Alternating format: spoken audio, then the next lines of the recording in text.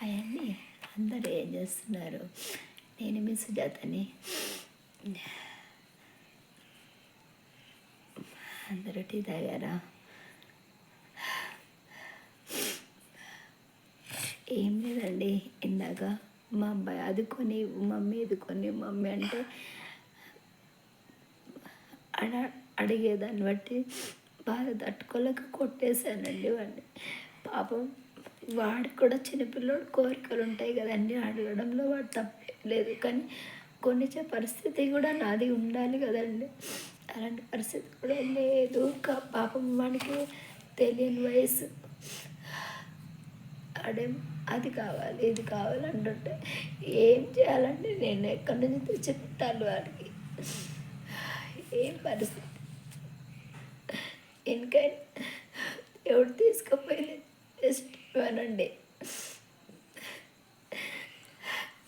మంచి వాళ్ళకి చావు వస్తుంది, అలాంటి దృష్టివంతులకు చావు రాదేమన్నాడు.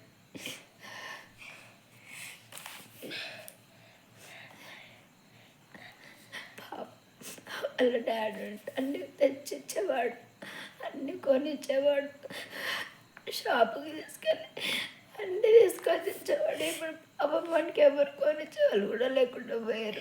ఎప్పుడు తాత ఎక్కడ పోయిండు అని అంటూ ఉంటాడు. తాత పని మీద తాత ఉంటాడు. ఎవరెవరిని పట్టించుకుంటారండి?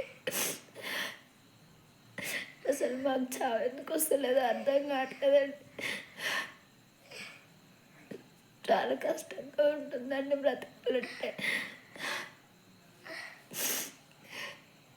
అసలు ఎలా బ్రతకాలని అర్థం కావట్లేదండి.